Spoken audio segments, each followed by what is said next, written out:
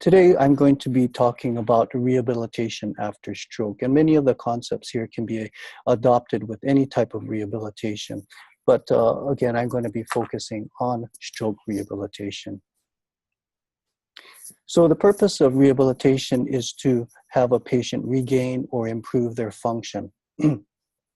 Also to help one restore independence, and again, as I said before, improve the quality of life, and then involve the patient in his or her leisure pursuits again, as well as vocational concerns, whether it be school or whether it be returning back to a job. And therefore, it's basically reintegrating a person back into home and society. So what we are trying to do in rehabilitation is retrain a person to regain as much function as possible after a major insult to the brain or body. So now notice that I did not say that it guarantees recovery of motor or sensory function. It's still debated whether rehab actually enhances neurologic recovery, but again, it helps. What rehabilitation does is it helps utilize the remaining function of the patient, and it helps develop correct movement recovery, and it, in a sense, facilitates as much recovery as possible as that can be attained at this point in time. So the main objective of rehabilitation is to help a person achieve the highest level of function possible, given the extent of disability or impairment he or she has sustained after the stroke.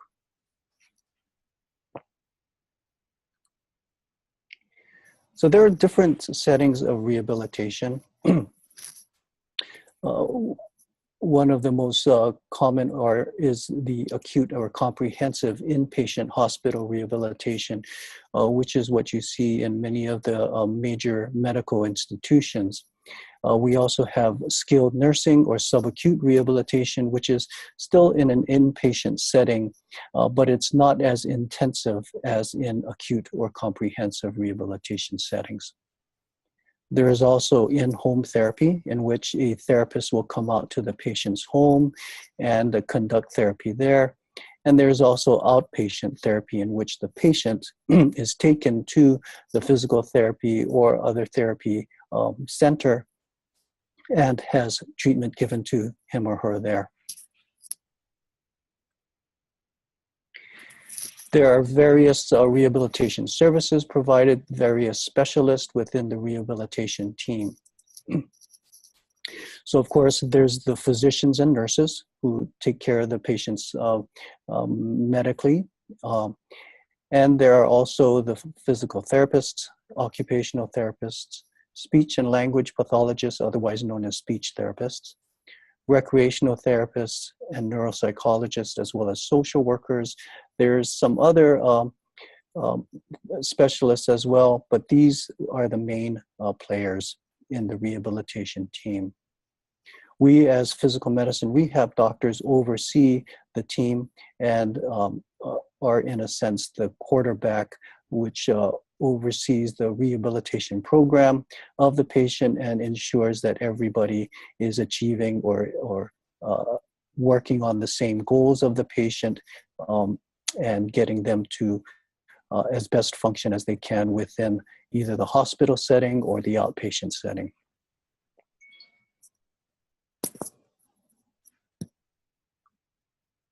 So let me go over some of the different specialists and what they actually do. So we have the physical therapist, which is probably the most well-known therapist. Most people know physical therapists as those who help strengthen the patients, get the patient working on muscle strengthening. In stroke rehabilitation, however, we call it muscle re-education or neuromuscular re-education. And the reason for that is because if you think about it, in a sense, the muscles themselves have not been affected by the stroke. It's the brain and it's the connections from the brain to the muscles that have been affected. So when we are, quote, strengthening the muscles, we aren't really strengthening the muscles per se. We are facilitating or helping that recovery of the neurologic pathways back to the muscles to get them functioning again and back under the control of the brain. They also work on mobility, which means transfers and gait. So transfers are having the patient move from one level or one surface or one level to another level, whether it be lying down to a sitting position or sitting position to a standing position. And then, of course, they work on ambulation, as the picture shows.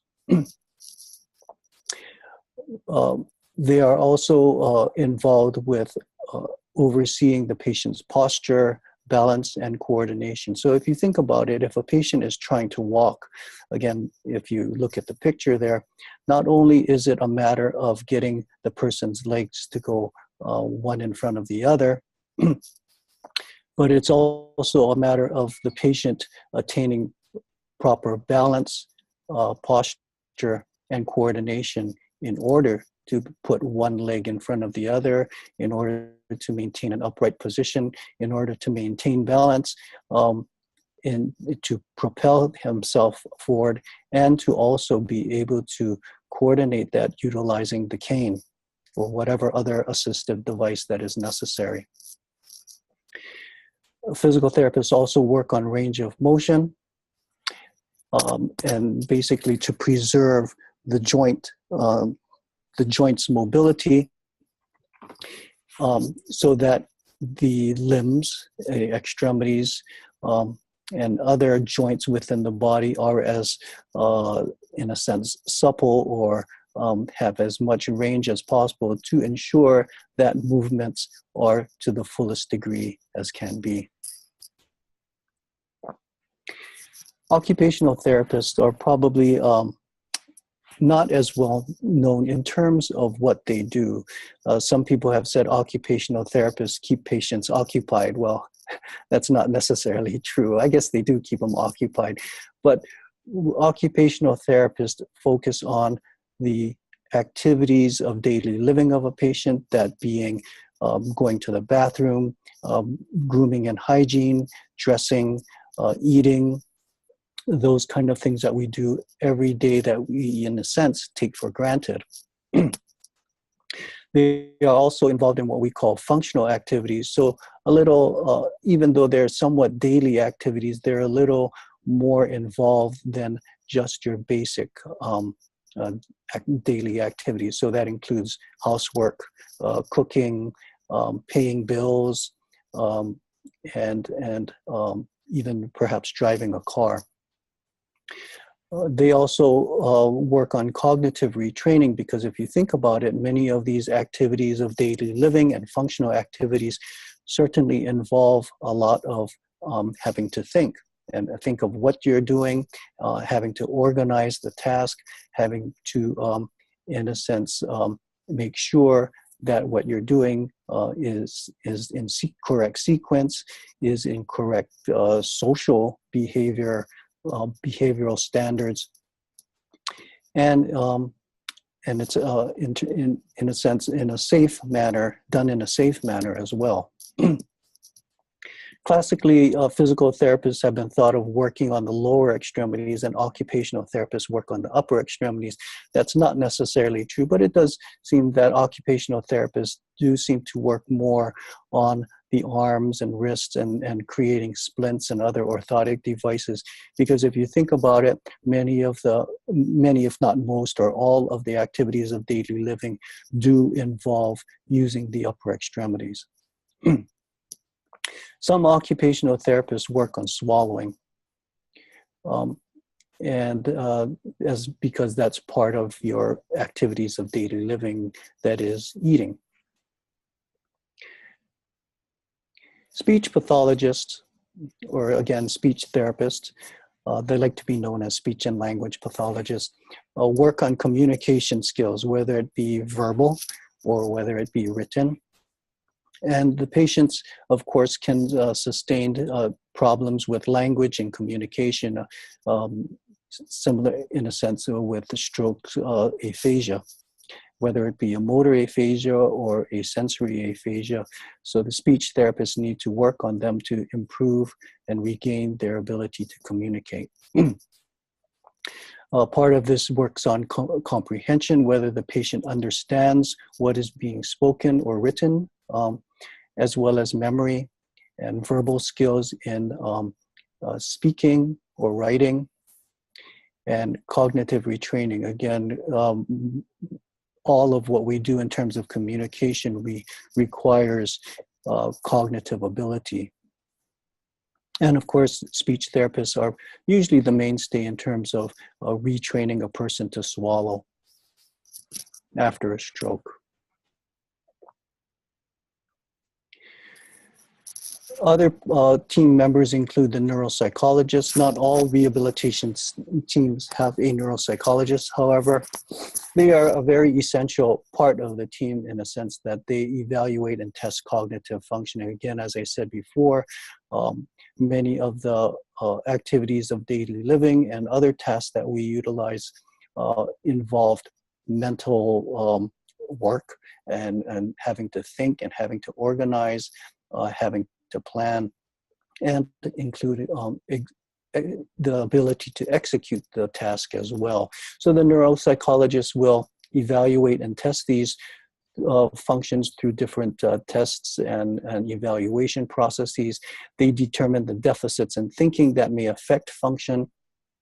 And some of these include problems with memory, problems with mood, which is very common after stroke, executive function, meaning the ability to organize, the ability to initiate a task, the ability to sustain a task and maintain attention. And then, of course, there's also behavior, whether the patient's behavior is appropriate for a social interaction. Neuropsychologists also engage in counseling for both the patient and the family, given that there's significant disability and trauma sustained from the stroke. Pause. Oh, sorry, not yet. Sorry. Recreational therapy is another essential team member. What the recreational therapist does is actually probably, if not the most important, one of the most important duties within the rehab team. Some people may think of the rehabilitation, recreational therapist as someone who takes people and plays games with them or plays checkers with them or shuffleboard or something like that. Well, that's not necessarily true. So the recreational therapist does take the patient on outings and tries to engage them in their leisure activities, reintegrating them back into the home or community, school, what have you. And basically what the therapist does, what the recreational therapist does, is apply all the other strategies, all the other techniques, all the things that the patient has learned from the physical therapist, the occupational therapist, the speech therapist, and apply it to real life situations within the community. And so if you think about it, so this patient is bowling, and that's quite a feat to accomplish, given that this patient is an amputee, could be a stroke, what have you, patient's in a wheelchair. Now, it's certainly one thing to be able to bowl skillfully from a wheelchair and from a disabled stance. However, the other things that you must consider is, how does the patient get to the bowling alley?